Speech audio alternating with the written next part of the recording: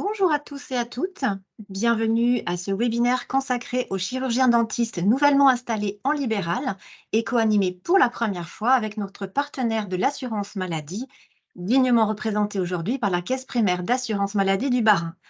Je me présente, je suis Laurence Ballot, responsable relations cotisants à l'URSSAF Alsace.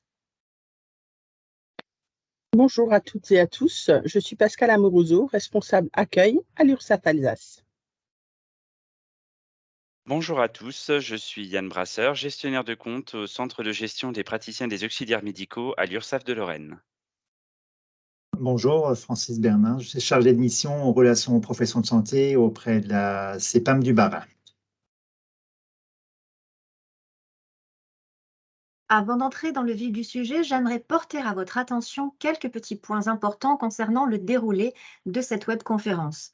Je vous informe tout d'abord que ce webinaire est enregistré et en conséquence, si vous ne souhaitez pas apparaître dans cette vidéo, veuillez bien à couper votre caméra et votre micro.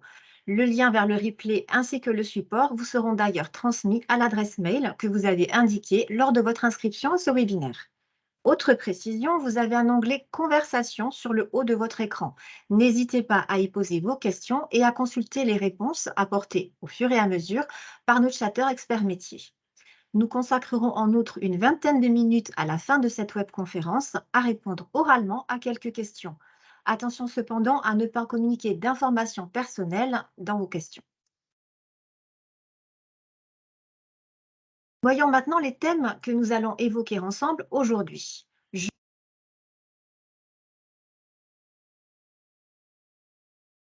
Florence, ton micro. Je crois que je l'avais pourtant, pardon, du coup, ça fait un petit moment que je parle dans le vide. Donc, on va repartir, désolée, hein, c'est les joies du direct. On va repartir avec les thèmes que nous allons évoquer aujourd'hui. Donc, je vais commencer par vous présenter vos interlocuteurs en termes de protection sociale. Puis, nous aborderons avec Yann les différents régimes fiscaux applicables et l'assiette de vos cotisations sociales. Ensuite, nous entendrons une grande partie consacrée au recouvrement de vos cotisations sociales et qui comprendra notamment l'exonération ACRE en début d'activité, le calcul de vos cotisations et les modalités de déclaration de vos revenus et de paiement de vos cotisations. Puis, nous vous présenterons votre protection sociale proprement dite en tant que travailleur indépendant. Francis vous détaillera ensuite les aides à la création et pour finir, nous verrons avec Pascal les formalités pour devenir employeur. Commençons donc par identifier vos interlocuteurs pour votre protection sociale. Tout d'abord, il faut garder à l'esprit que si nous, URSSAF, vous réclamons des cotisations sociales dans le cadre de votre activité indépendante, c'est bien pour vous ouvrir le droit à des prestations sociales qui vous seront reversées selon votre situation par les différents organismes qui composent la sécurité sociale au sens large. Car comme vous le voyez ici, la sécurité sociale, ce n'est pas uniquement l'assurance maladie. Elle couvre l'ensemble de ce qu'on appelle les risques sociaux, donc la maladie bien sûr, mais aussi la famille, la retraite ou encore la prévoyance. L'URSSAF est aussi un organisme de sécurité sociale et sa principale mission, en tout cas la plus connue, c'est d'assurer le financement de votre protection sociale en redistribuant en moins de 5 heures vos cotisations sociales aux organismes prestataires, lesquels les reversent ensuite sous forme de différentes prestations sociales à des millions de bénéficiaires. Pour en savoir plus sur ce lien étroit entre vos cotisations et vos prestations sociales, je vous invite à vous rendre sur le site aquaserveslecotisations.ursaf.fr ou encore à vous abonner à la chaîne YouTube L'actu des URSSAF. Identifions maintenant plus précisément vos différents interlocuteurs. Donc, concernant le calcul et le paiement de vos cotisations sociales hors retraite, il faudra vous adresser à l'URSSAF et votre site de référence sera ursaf.fr. Pour tout ce qui a trait à votre santé, c'est la Caisse primaire d'assurance maladie, la CPAM, qui assure pour vous et vos ayants droit votre couverture maladie. Vous pouvez retrouver votre compte personnel et une multitude d'informations sur le site amélie.fr. À noter que depuis le 1er juillet 2021, vos arrêts maladie sont indemnisés pendant les 90 premiers jours de l'arrêt, avec un délai de carence de 3 jours, donc 87 jours indemnisés, par la CPAM. Pour autant, si votre arrêt de travail est supérieur à 90 jours, vous devrez l'adresser à la CRCDSF pour une prise en charge par le régime invalidité. En effet, vos cotisations et droits retraite et invalidité sont gérés par la CARCDSF, que vous pourrez retrouver sur carcdsf.fr. Yann, voyons à présent avec toi le régime fiscal et les assiettes de cotisation. Tout à fait, Laurence. Donc, selon le statut choisi, votre entreprise relève soit de l'impôt sur les revenus, soit de l'impôt sur les sociétés. Les revenus issus de votre activité professionnelle seront toujours pris en compte sur votre compte cotisant de praticien auxiliaire médical, PAM. Par contre, votre rémunération de mandataire social en tant que président de CELASU, CELAS ou autre sera quant à elle assimilée salariée. Si vous exercez à titre individuel et que votre chiffre d'affaires est inférieur à 77 700 euros, vous avez la possibilité d'opter pour le régime spécial du micro-BNC. Cela vous permettra d'éviter de déclarer vos charges puisqu'un abattement de 34% sera retiré sur votre chiffre d'affaires. Le chiffre d'affaires restant constituera votre assiette de cotisation sur laquelle nous calculerons vos cotisations. Attention, pour la première année, le seuil à ne pas dépasser sera proratisé en fonction du nombre de jours d'activité. Donc, comme l'indique le petit exemple dans le PowerPoint, si vous débutez votre activité le 1er mars 2023, on comptabilise un nombre de jours travaillés de 306 jours, et donc le seuil à ne pas dépasser de 65 140 euros. A contrario du régime simplifié, vous pouvez opter pour le régime réel. Et si c'est le cas et que vous êtes soumis à l'impôt sur le revenu, vos cotisations seront calculées sur votre bénéfice. Vous obtiendrez votre bénéfice en y déduisant de votre chiffre d'affaires, vos charges et vos cotisations sociales. Si vous optez en revanche pour le régime réel et que vous avez opté pour l'impôt sur les sociétés, ce qui est beaucoup plus rare pour le régime des EURL ou de la SARL, ce n'est pas sur le bénéfice, mais sur la rémunération du gérant que seront calculées vos cotisations sociales. Si l'entreprise prend en charge le paiement des cotisations du gérant, les cotisations sont déductibles du chiffre d'affaires de l'entreprise, mais elles seront à rajouter dans la base d'imposition du gérant. Enfin, si vous versez également des dividendes et qu'elles excèdent 10% de votre capital social, elles seront également à réintégrer dans le revenu. Ainsi, des cotisations sociales vous seront réclamées sur ces dividendes. Merci beaucoup Yann. Pascal, qu'en est-il du calcul des cotisations en début d'activité? Est-ce qu'il y a des possibilités d'exonération? Oui, tout à fait, Laurence. Pour la première année d'activité, il y a une exonération. C'est l'exonération ACRE. Elle court sur un an, de date à date. Le montant de cette exonération va dépendre du revenu déclaré l'année suivante pour l'année en cours. Donc, initialement, on accorde cette exonération à tous les créateurs, hormis ceux qui ont déjà bénéficié dans les 3 années précédentes ou qui ont cessé il y a moins d'un an et qui reprennent exactement la même activité. Et on voit dans le petit tableau qui est sous vos yeux qu'il y a 3 possibilités. Il y a une exonération totale dès lors que votre revenu de l'année en cours est inférieur à 32 994 euros. Il y a une exonération dégressive si votre revenu est compris entre 32 914 et 43 992. Et l'exonération tombe et vous ne serez plus exonéré dès lors que votre revenu est supérieur à 43 992 euros.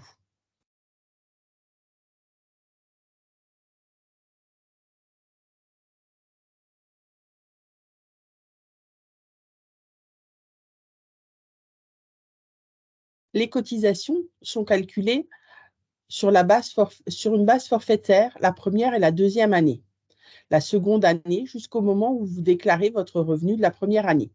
Jusqu'à présent, cette déclaration se faisait à partir d'avril, directement auprès des URSSAF. Mais c'est la première année où ce n'est pas le cas. Elle s'est faite auprès des impôts qui nous ont transmis les éléments. Donc, on voit bien que cette base forfaitaire de 8 358, sachez que ceci est modifiable à la baisse ou à la hausse en début d'activité, mais aussi en régime de croisière. Yann y reviendra un peu plus tard. Le régime de croisière, c'est à partir du moment où vous déclarez votre premier revenu. Donc, si vous avez démarré en 2023, votre activité, votre première déclaration se fera en 2024 pour le revenu de 2023. Ce qui nous permettra de recalculer définitivement les cotisations 2023. Ça aura comme impact également de recalculer et d'ajuster vos cotisations 2024 sur ce montant-là et de vous indiquer à titre indicatif le montant de vos futures cotisations 2025. Voyons maintenant des chiffres un peu plus concrets. Dans le tableau qui est sous vos yeux, vous voyez que si vous êtes bénéficiaire de l'ACRE, vous allez être exonéré des cotisations maladie, indemnité journalière, allocation familiale et de la retraite de base. Sachez qu'effectivement, les premières cotisations du haut du tableau sont réclamées par l'URSSAF et tout ce qui concerne la retraite, l'invalidité, vous sera réclamé par la CAR-CDSF. Donc, vous voyez que du côté URSSAF, seules 2 cotisations persistent, c'est-à-dire la cotisation à la formation professionnelle, qui est une cotisation forfaitaire, peu importe le montant de vos revenus, elle sera de 110 €. Et la cotisation CSG-CRDS, quant à elle, est calculée sur la base forfaitaire de 8 358 €. Elle sera recalculée l'année suivante en fonction du revenu définitif. Mais sur 8 358 €, elle représente une cotisation de 811 €. Pour plus d'informations concernant les cotisations retraite, donc les cotisations qui dépendent de la CAR-CDSF, je vous invite à vous rapprocher d'eux ou à consulter leur site. Rentrons maintenant un peu plus dans le vif du sujet et voyons les cotisations les unes après les autres. Commençons par la cotisation maladie-maternité. Le taux est progressif. Il est compris entre 1,5% et 6,5% dès lors que votre revenu est inférieur à 48 391 €. À partir de 48 391 €, ce taux est fixe. Il est de 6,5%.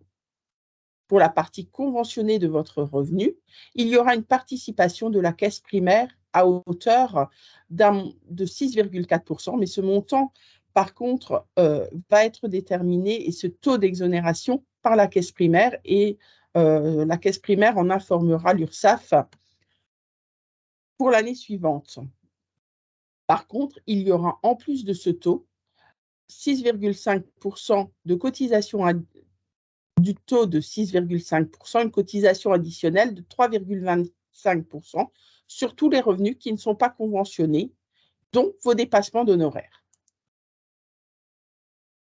Voyons un exemple chiffré.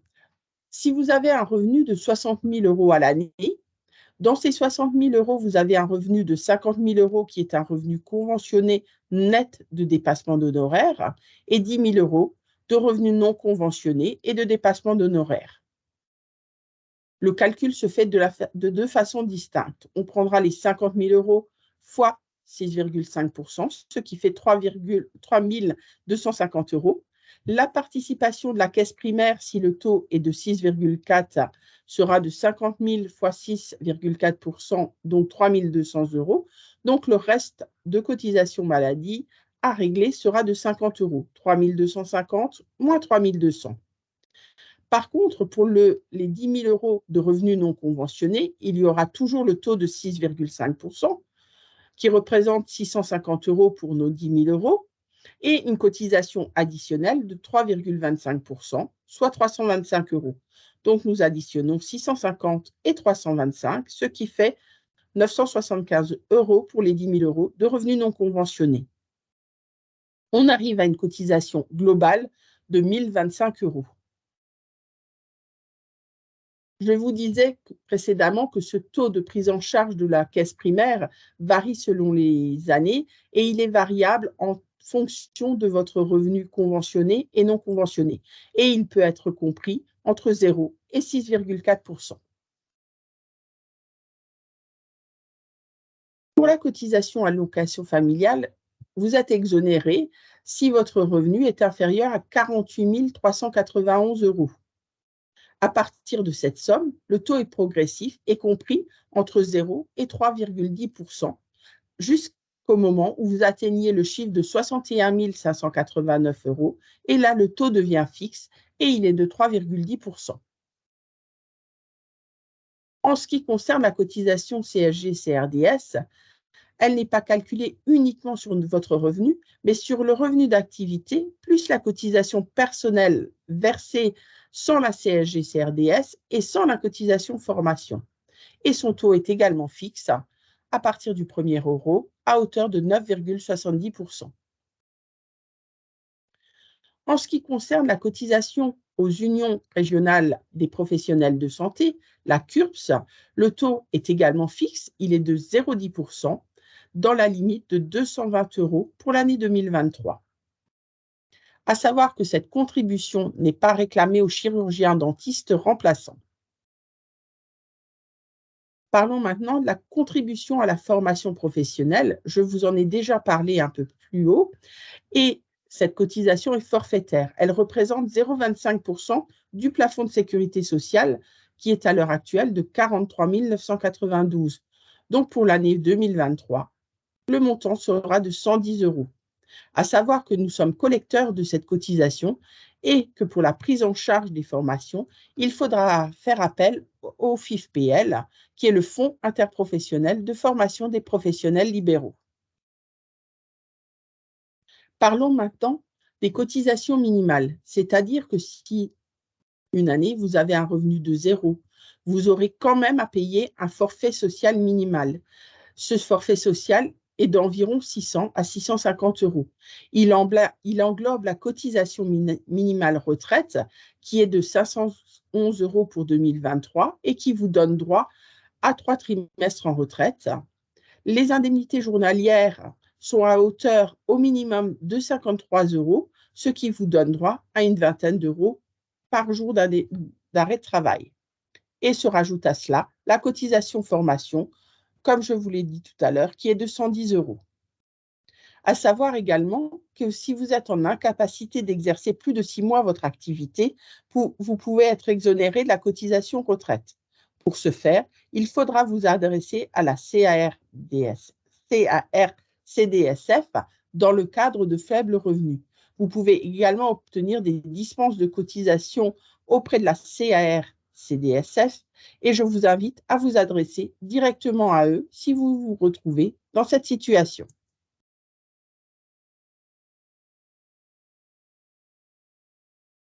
Merci Pascal.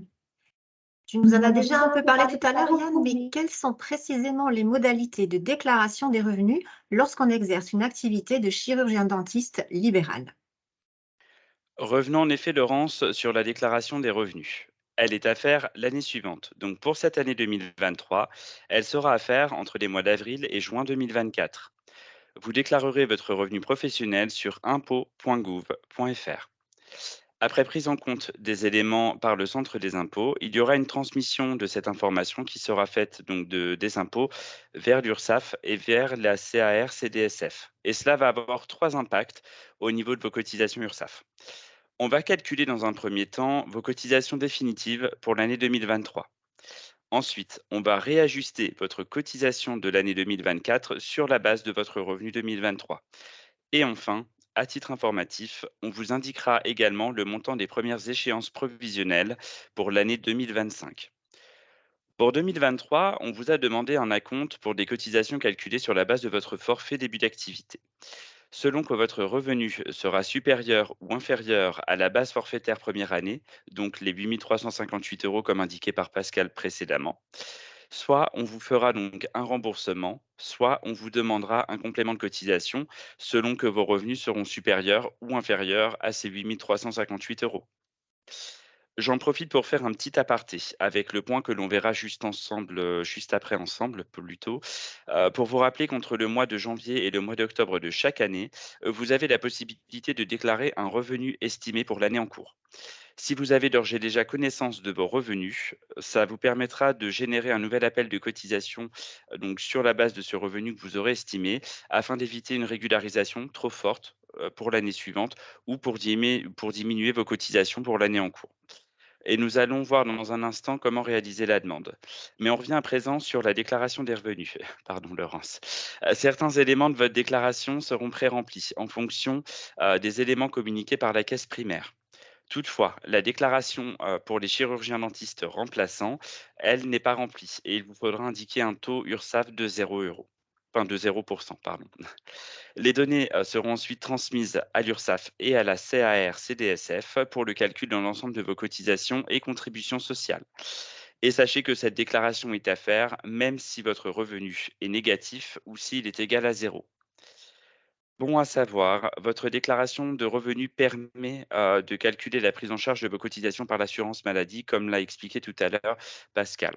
En l'absence de déclaration, l'URSSAF et votre organisme de retraite effectueront le calcul de vos cotisations sur une base fixée forfaitairement. Dans ces cas, vous ne bénéficieriez plus d'aucune prise en charge de vos cotisations ni d'exonération, puisqu'il s'agit d'une obligation de déclaration de vos revenus pour qu'on puisse calculer vos cotisations.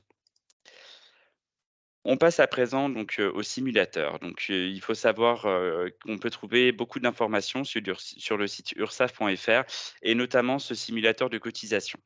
Cela peut vous être utile, dans le cas d'une baisse ou d'une hausse de revenus afin d'estimer le montant des cotisations qui seront réellement dues, comme je vous le précisais précédemment. Voyez, c'est très simple. Il suffit d'indiquer le chiffre d'affaires, le montant des charges, les contributions sociales et en découle votre revenu net, comme je vous expliquais précédemment. Et le simulateur vous calculera vos cotisations. Nous l'avons vu, donc ces cotisations sont calculées sur la base de votre revenu N-1, en attendant votre déclaration l'année suivante. Donc si ce qu'on vous réclame ne correspond pas à votre revenu d'activité actuel, pensez à adapter vos cotisations en nous faisant par une simple demande via notre site ursaf.fr un petit courriel en indiquant donc, j'estime que mon revenu pour l'année 2023, par exemple, sera de 20 000, 10 000, 50 000, voire même 0 euros parce que vous auriez beaucoup investi dans votre matériel et que le bénéfice de votre entreprise sera de 0 euros pour la première année. Et nous adapterons cette cotisation, et ceci que vous soyez en simple régime de croisière ou en forfait début d'activité. Néanmoins, le calcul de vos cotisations ne tiendra pas compte du taux URSSAF, qui nous sera communiqué l'année suivante par votre CEPAM. Pour rappel, celui-ci ne permet donc pas de différencier la partie conventionnée de la partie non conventionnée, sur laquelle une partie de la prise en charge de vos cotisations par la CEPAM ne s'applique pas. Par conséquent, vos cotisations seront, lors d'une demande de modulation, toujours calculées sur la base d'un revenu estimé en totalité conventionné. Il faut donc utiliser le simulateur avec grande prudence et c'est notamment le cas, par exemple, si vous avez un revenu à 100 000 € dès la première année, alors que vous avez un forfait début d'activité de 8 358 €. Là, évidemment, faites la demande pour ajuster les cotisations, mais si c'est pour une petite variation, ne la faites pas pour le coup.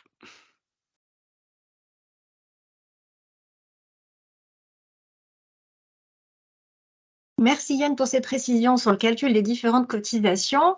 Mais du coup, Pascal, qu'en est-il des modalités de paiement? Laurence, nous allons laisser obligatoirement 90 jours à tous les nouveaux chirurgiens dentistes pour régler la première échéance par rapport au moment où on l'affilie.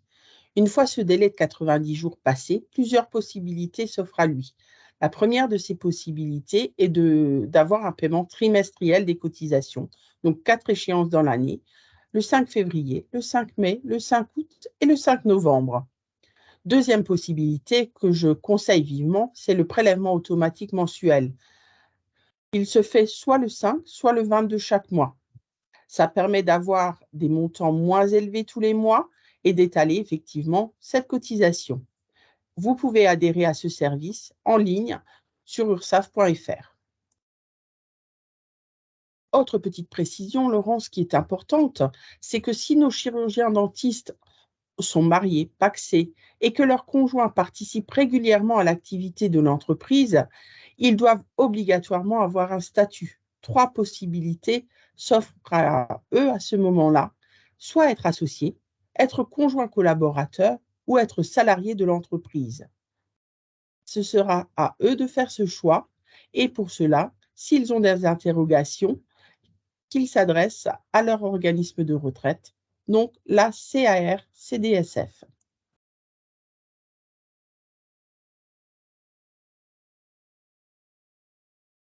Merci Pascal.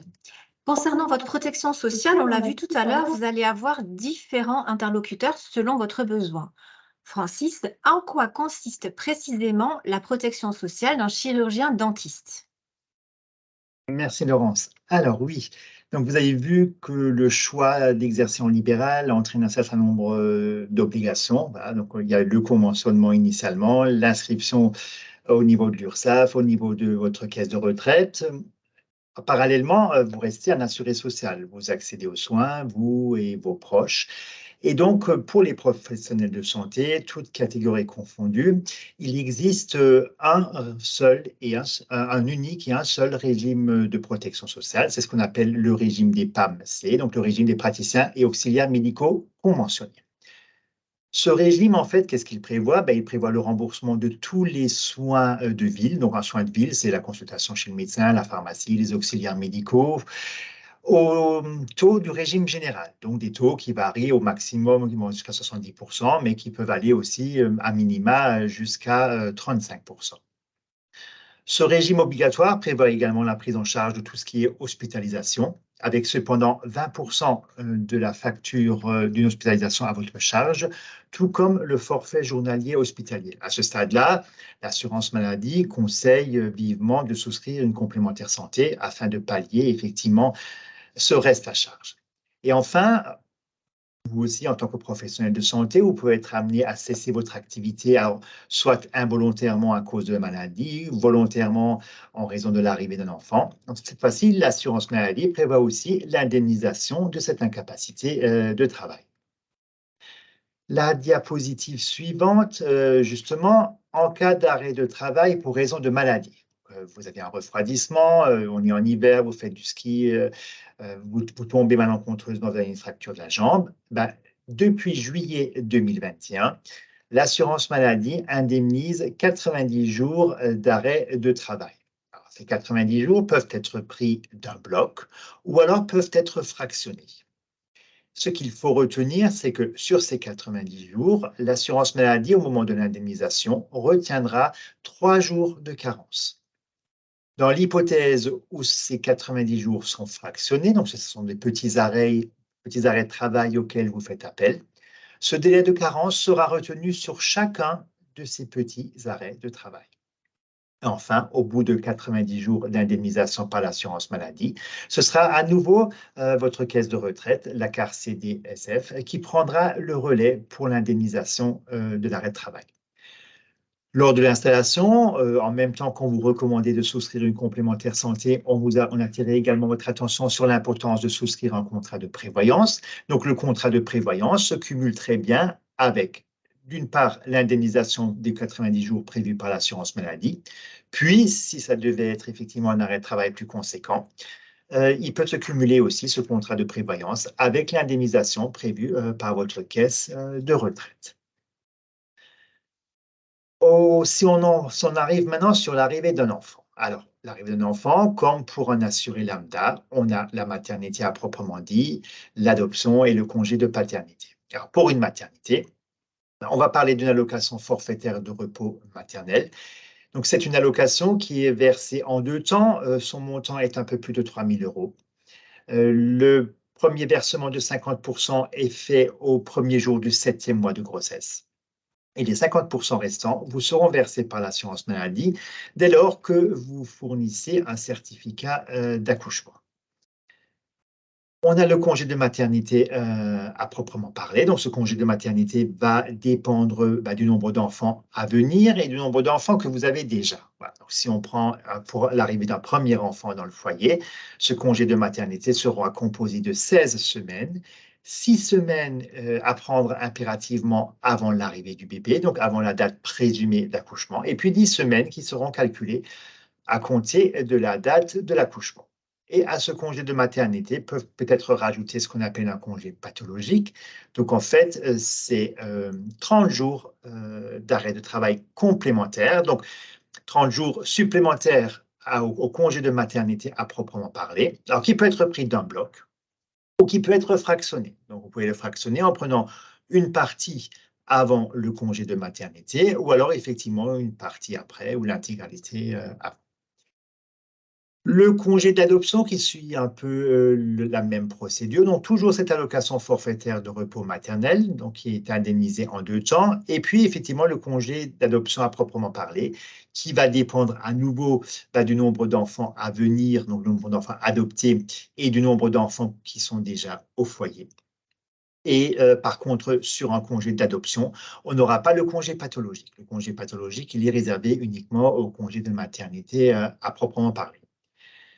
L'assurance maladie n'a pas oublié les futurs papas. Alors, Laurence, il faudrait juste revenir un peu en arrière. On a oublié de parler des papas. Voilà. Alors, les papas, pareil. Donc, ils ont droit à un congé de paternité de 25 jours. Voilà, donc ça a un peu évolué comme ça a évolué pour les assurés lambda. Alors, ces 25 jours sont à prendre effectivement dans les 6 mois qui suivent la naissance. Et enfin, récemment, un congé supplémentaire de 30 jours a été rajouté au papa dans l'hypothèse où l'enfant nouvellement né devait être hospitalisé dès sa naissance. Donc, il pourrait rajouter ce congé de 30 jours au congé de 25 jours légaux pour le congé de paternité. Pour la diapositive suivante, alors on a parlé de la maladie, on a parlé de l'arrivée d'un enfant, mais on ne parle pas assez, effectivement, de l'accident de travail et de la maladie professionnelle. Alors, ça vous a peut-être été présenté lors de votre installation. Je vais me permettre quand même de revenir sur le sujet. Donc, l'accident de travail ou la maladie professionnelle, c'est ce qui se passe, effectivement, quand vous arrivez dans votre cabinet de soins. Alors, l'accident de travail, à proprement parler, c'est ce qui se passe quand vous dispensez des soins. Donc, je ne sais pas, vous vous blessez malencontreusement avec un des outils nécessaires à la dispensation des soins. L'accident de trajet, c'est quand vous vous déplacez de votre domicile au cabinet dentaire ou retour à votre domicile. Donc, des choses toutes bêtes, accident de la circulation, que vous soyez responsable ou non. Et puis, de plus en plus aussi, dans les accidents du trajet, sont inclus les agressions physiques. Alors, selon le cas de figure, ça peut différer, mais ça peut être effectivement dans un cabinet dentaire également, un patient qui serait mécontent et qui s'en prendrait à vous.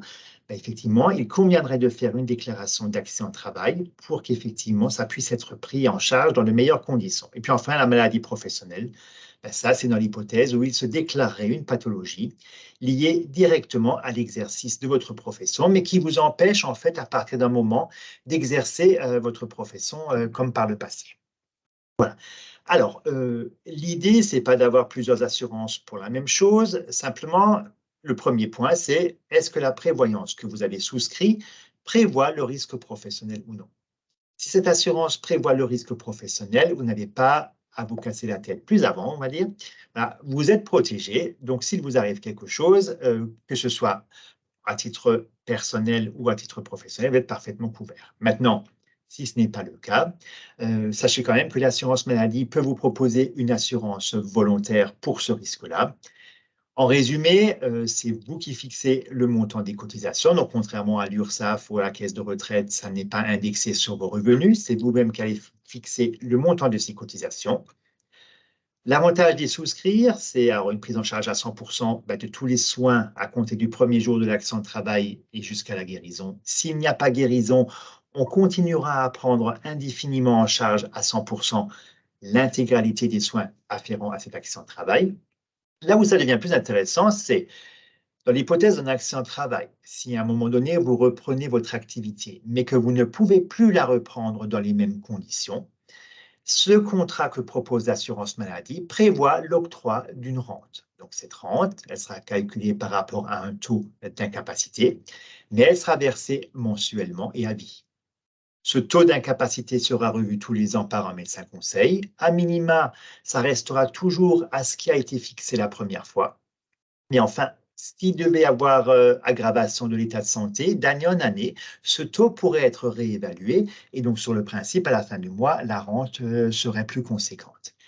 Et enfin, un dernier cas de figure, c'est qu'on parle du décès. Donc, en cas du décès de l'intéressé, cette fois-ci, il y a une prise en charge qui est prévue de l'intégralité des frais de décès et une rente dite de survivant aux personnes qui étaient à la charge de l'intéressé au moment du décès. Voilà, donc ça mérite effectivement de se repositionner par rapport à ce risque-là, de simplement revérifier est-ce que je suis couvert ou est-ce que je ne suis pas couvert. et dans l'une ou l'autre des cas, de revenir vers les uns ou vers les autres pour qu'on puisse vous expliquer ce qu'il y a lieu de faire. Voilà.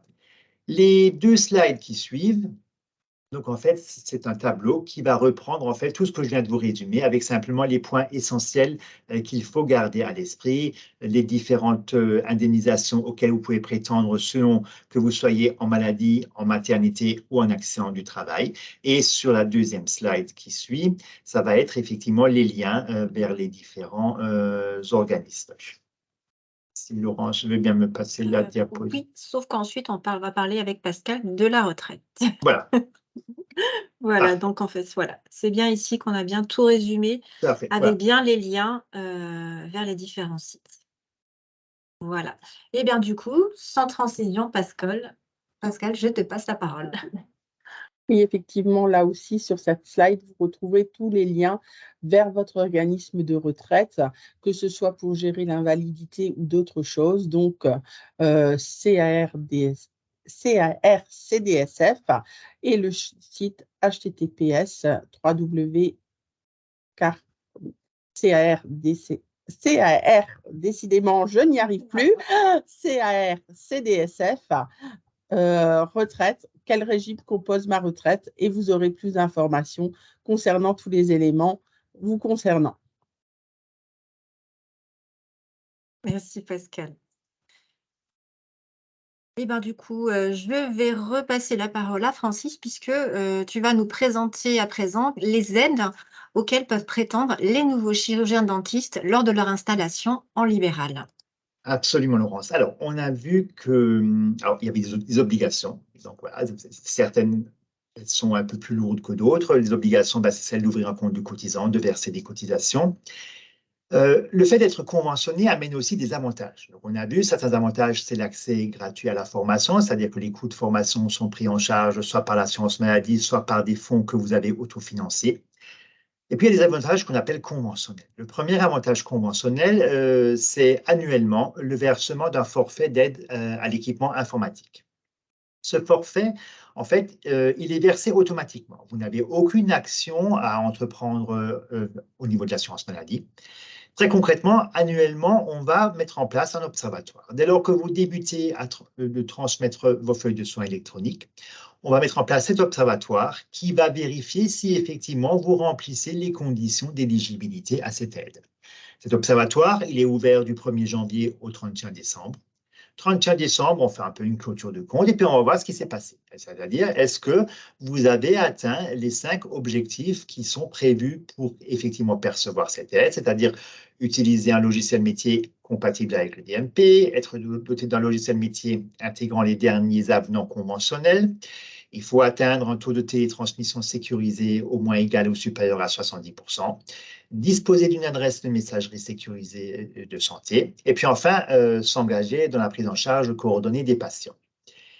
Dès lors que ces conditions sont remplies, automatiquement, au courant du premier trimestre de l'année suivante, vous aurez le versement de la somme de 490 €.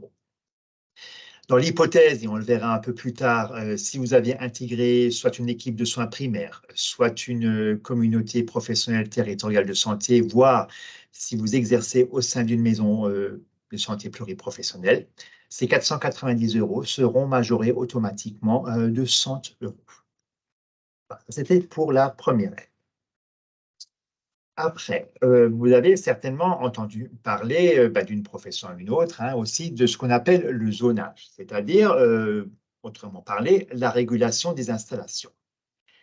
Au niveau national, vos représentants syndicaux et les représentants de la Caisse nationale ont procédé, donc région par région, à un état des lieux. À la base a été rédigé un cahier des charges qui appelle un APL, une approche locale professionnalisée, qui va prendre en compte les éléments suivants. Ils vont prendre en compte l'offre de soins, c'est-à-dire l'ensemble des chirurgiens dentistes qui exercent en libéraux sur ce secteur, l'âge de ces chirurgiens dentistes, leur mode d'exercice. On va prendre en compte également l'ensemble des patients qui résident sur ce territoire de santé et ce genre d'éléments. et ce qui permet à l'Agence régionale de santé d'établir une cartographie. Donc là, je vous présente la cartographie pour le Grand Est, mais cette cartographie est disponible pour toutes les autres régions de France en allant simplement sur le site de l'Agence régionale de santé. Et la diapositive suivante vous présente justement ce portail d'accompagnement des professionnels de santé. Il vous suffit d'aller sur le PAPS de votre région. Donc, vous tapez sur Internet PAPS et votre région. Automatiquement, il vous amène sur cette page d'accueil. Vous choisissez votre catégorie professionnelle, les aides individuelles et par en dessous, vous allez avoir tout un déroulé avec la cartographie pour votre région. Vous allez avoir un tableau Excel avec toutes les communes qui sont recensées sur cette région et leur classement par rapport à ce zonage. Et puis, enfin, pour terminer, les différentes aides auxquelles vous pouvez prétendre. Alors, si on peut revenir un peu en arrière sur la carte, cette carte, donc, elle vous présente l'état des lieux. Donc, c'est en 2014. Alors, depuis 2014, il n'y a pas eu de révision de ce zonage. Alors, ce zonage, il est d'actualité aujourd'hui. Vos représentants sont en négociation au niveau national avec la Caisse nationale, donc notamment pour des revalorisations, voilà, mais également pour se remettre d'accord sur un nouveau cahier des charges pour effectivement contractualiser un peu ce zonage qui date quand même. Mais sur le principe, vous doutez bien que tout ce qui est en rouge, ce sont des zones où il est un peu plus délicat de s'installer, mais sur le principe, il n'y a aucune interdiction pour votre profession de s'installer sur des zones qui seraient déjà réputées surdotées. À l'inverse, les zones qui sont en bleu, ce sont des zones en fait qui sont déficitaires, c'est-à-dire que les patients qui résident sur ce secteur-là ont encore un peu plus de mal que sur les autres secteurs du Grand Est d'accéder aux soins. Et j'aurais dû commencer par ça finalement, c'est que notre Grand Est, il est réparti en 5 zones qui vont en fait de zones très sous-dotées en bleu, en passant par des zones sous-dotées en vert, les zones intermédiaires qui sont heureusement majoritaires sur le Grand Est, des zones qui commencent à être très dotées et puis des zones surdotées. L'objectif d'une régulation à terme, c'est de limiter les installations sur des zones qui seraient de couleur rouge. C'est vraiment l'objectif affiché et de la Caisse nationale et des représentants de votre profession. Sauf qu'à ce stade-là, dans votre profession à vous, nous ne sommes pas encore effectivement sur cette situation de régulation des installations. Donc l'installation, je le répète, elle est bien libre. Si d'aventure vous vous installez nouvellement ou si à un moment donné vous décidez de changer justement de lieu d'installation et que vous voudriez rejoindre justement un secteur qui serait moins bien pourvu, l'assurance maladie vous propose cette fois-ci des contrats conventionnels. Là, il faut qu'on passe 2 slides après, Laurence. Encore. Voilà. Donc, dans l'hypothèse où effectivement vous souhaiteriez vous installer nouvellement sur une zone très sous-dotée ou si vous repositionnez et que vous rejoignez une zone très sous-dotée, à ce moment-là, lorsque vous signalerez ce changement au niveau de l'assurance maladie, on va vous proposer 2 contrats. Alors, il n'y a aucune obligation d'y adhérer. Dans un premier temps, on va simplement vous faire état de l'existence de ces contrats. Alors, vous avez un premier contrat, c'est le contrat d'aide à l'installation. Voilà, donc c'est 25 000 € qui sont versés sur une période de 5 ans. C'est-à-dire que très concrètement, vous vous engagez à rester 5 ans sur cette zone géographique. Vous vous engagez à effectivement prendre prioritairement en charge les patients qui résident sur ce secteur et prioritairement également de procéder à la transmission de feuilles de soins électroniques. Et vos engagements se limitent là. Pareil, cette somme vous est versée annuellement, donc par échelonnement, à la date anniversaire du contrat, c'est-à-dire à la date où vous aurez souscrit à ce contrat. À aucun moment, on vous demandera de justifier de l'usage de ces 25 000 €. Enfin, si au bout de 5 ans, vous décidez toujours de rester sur ce secteur sous-doté et qu'au bout de 5 ans, cette zone géographique est toujours considérée comme sous-dotée, on peut repartir sur un deuxième contrat qui sera cette fois-ci d'une durée de 3 ans. C'est un contrat de maintien sur cette zone, avec effectivement à la clé, alors toujours dans les mêmes conditions, de prendre en charge prioritairement les patients de ce secteur et de faire de la feuille de soins électronique. Ce serait un complément de rémunération de 3 000 € par an. Qu'il s'agisse des 25 000 € ou qu'il s'agisse des 3 000 €, il s'agit d'un revenu conventionnel, donc revenu qui entre dans le chiffre d'affaires et qui est à déclarer à l'URSSAF et qui est soumis à cotisation. Et enfin, je voulais rajouter là, dans les négociations actuelles, donc qui visent à revoir le zonage, on ne parle plus d'une aide à l'installation de 25 000 €. L'idée, ce serait de proposer effectivement une aide à l'installation de 50 000 €. Enfin, le dernier point dont j'aimerais vous parler, alors c'est quelque chose qui n'est pas encore très, très développé dans votre profession, mais c'est l'objectif de l'assurance maladie pour effectivement parer aux déserts médicaux, c'est de privilégier l'exercice en commun. Alors, l'exercice en commun, le plus classique, c'est la maison de santé pluriprofessionnelle, c'est-à-dire qu'à ces cas, un endroit, des professionnels de santé, en lien avec l'Agence régionale de santé et avec l'assurance maladie, vont créer ce qu'on appelle une maison de santé pluriprofessionnelle. Donc, en fait, ce sont tout simplement des libéraux qui vont se réunir à un même endroit, qui vont avoir en commun un même projet de santé, validé par l'Agence régionale de santé et pour lesquels l'assurance maladie va leur verser des indemnités. Voilà. On a plus généralement des équipes de soins primaires, c'est-à-dire ce sont des libéraux, alors qui n'exercent pas au même endroit, mais qui exercent sur un même secteur géographique et qui décident tout simplement de coordonner les soins pour un certain nombre de patients. Et puis, à une échelle plus grande que l'équipe de soins primaires, on a la communauté professionnelle territoriale de santé. Ça, c'est quand l'hôpital rencontre le secteur ville. C'est quand, effectivement, l'hôpital travaille main dans la main avec les libéraux, toujours dans l'intérêt, effectivement, d'améliorer la prise en charge des patients et de coordonner les soins. Alors, comme c'est quelque chose qui est en train de se monter, au niveau de l'assurance maladie, nous avons 2 personnes qui s'occupent exclusivement de tout ce qui est accompagnement en maison de santé pluriprofessionnelle, en équipe de soins primaires ou en CPTS.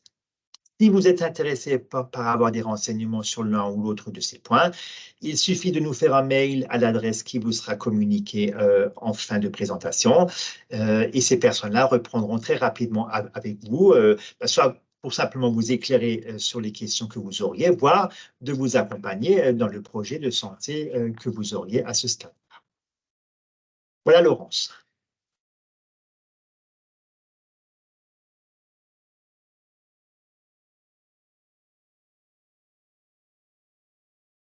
Je ne sais pas si tu voulais encore nous dire un petit mot sur les financements par la CPAM, avec la CISA, etc.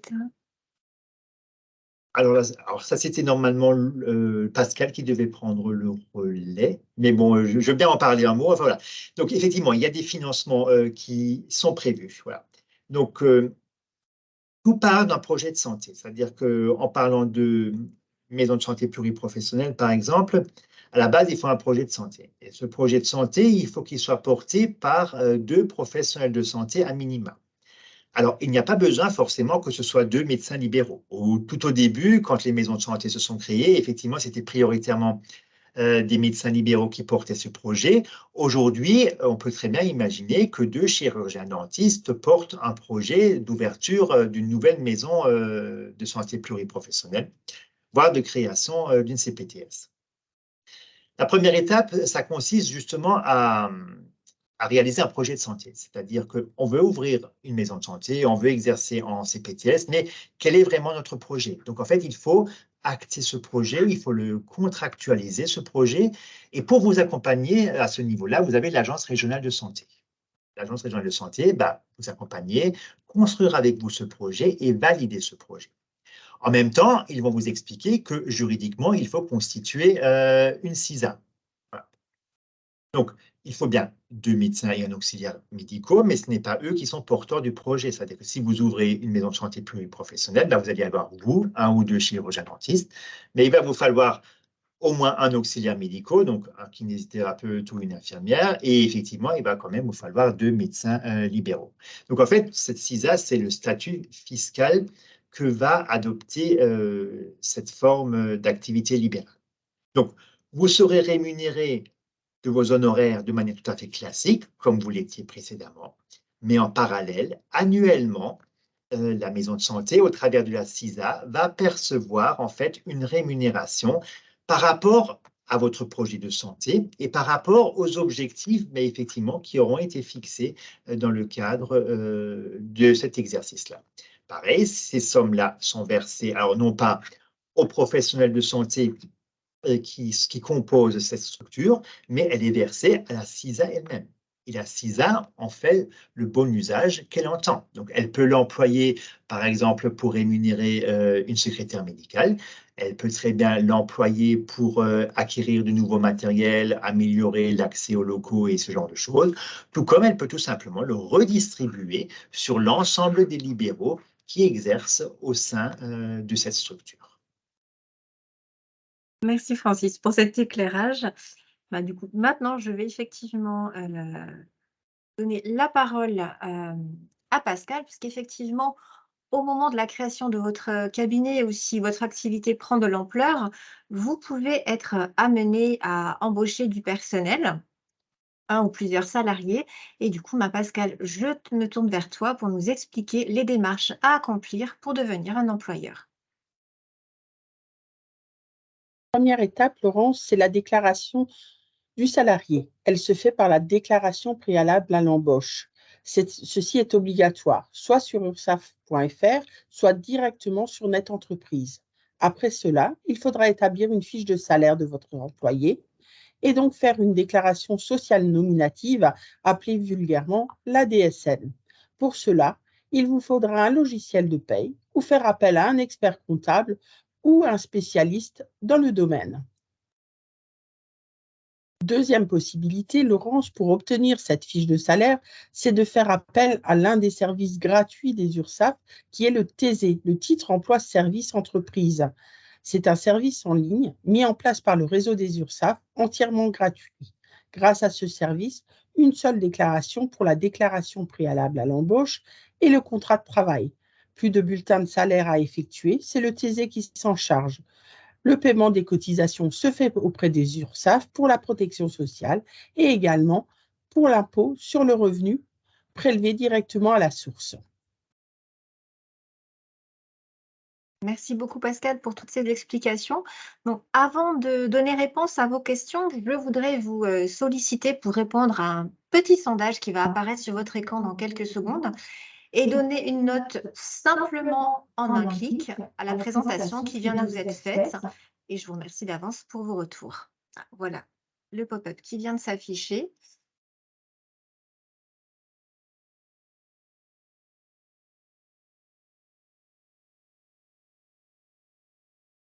Dans l'intervalle, je vais jeter un œil au fil de conversation, savoir si vous avez posé des questions. A priori pas. Du coup, je pense qu'on va ouvrir l'accès au micro et aux caméras. Donc, n'hésitez pas à poser des questions.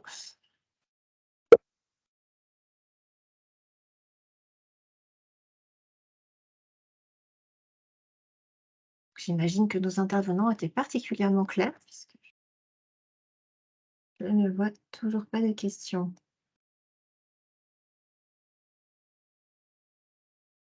Donc, n'hésitez pas à lever la main si vous souhaitez qu'on vous ouvre le micro et poser votre question directement à l'oral. Ça sera peut-être plus simple d'ailleurs.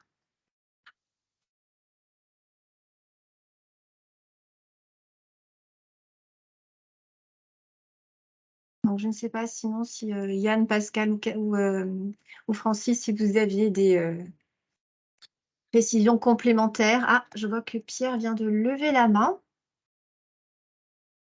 On va peut-être lui ouvrir le micro. Cécile, si tu veux bien ouvrir le micro à Pierre qui voudrait nous poser une question. C'est à lui d'ouvrir son micro, Ah, sinon Laurence. Pierre, il faut ouvrir votre Tout micro. est prêt. On vous écoute. Oui, bonjour, vous Pierre. m'entendez? Oui, on vous entend très bien. On vous Super, écoute. merci. Oui, j'avais une petite question plus d'un point de vue pratique au niveau de la déclaration, de la transmission des informations, notamment par rapport à l'évolution en 2022, cette année, puisqu'on passe désormais par impôts.gouv. Qu'on remarque éventuellement qu'il y a une rectification à faire postérieurement à la campagne déclarative. Comment ça se passe? Du coup, Yann, Pascal, je vous laisse prendre le relais. Merci. Pascal, tu veux répondre ou je réponds? Oui, tu peux répondre. OK. Alors, jusqu'à présent, le site, impôts.gouv.fr était encore ouvert pour toute modification. Néanmoins, dans le courant de cette semaine, ce sera le site urssaf.fr qui va faire le relais, pour toute modification de revenus. Donc il faudra vous connecter directement sur le site urssaf.fr, reprendre, une déclaration à 0 directement dans le petit onglet «Déclarer mes revenus», correctif, je crois que ça s'appelle. Et puis, en fait, vous allez refaire une déclaration avec les bonnes informations à recompléter et en fait, ces informations-là repartiront tant au niveau des impôts qu'au niveau de la CAR-CDSF. Très bien, merci pour votre information. De rien. Alors, y a-t-il d'autres questions? Pour l'instant, c'est toujours la main levée de Pierre qui est matérialisée. Merci Pierre. Conversation, je crois qu'il n'y a pas d'autres questions. Voilà, écoutez, merci, merci à vous d'avoir été très clair, hein. Donc juste, là maintenant le webinaire arrive, à sa fin, donc on voulait juste vous préciser que, le réseau URSSAF met à votre disposition des centres PAM dédiés, comme par exemple au sein des URSSAF d'Alsace, de Champagne-Ardenne et de Lorraine, avec des modes de contact et d'accompagnement qui vous sont dédiés. Francis, je vais te laisser le soin de préciser les modalités de contact pour les services de l'assurance maladie. Oui, alors pour l'assurance maladie, alors il y a une seule adresse et une seule à connaître, hein, donc je pense que peut-être vous la connaissez déjà, c'est installation67@assurance-maladie.fr. Posez la question, même si vous n'êtes pas certaine que ça ait vraiment trait à l'installation, vous posez la question, laissez surtout, identifiez-vous, hein, nom, prénom, si vous avez votre numéro d'assurance maladie, un numéro de téléphone pour vous rappeler et on se charge du reste. Si c'est notre ressort, vous êtes rappelé dans les 48 heures, sinon on transmettra effectivement à nos autres collègues en charge de votre question. Il y a toujours le 3608, c'est la plateforme téléphonique pour les professionnels de santé. Donc, elle est dédiée aux professionnels de santé. Elle répond à 80% effectivement des questions que vous avez. Et puis, vous avez toujours accès à la messagerie via votre Amélie Pro, où là, effectivement, en fonction de la nature de la question que vous aurez, cette question sera réorientée directement vers le service compétent.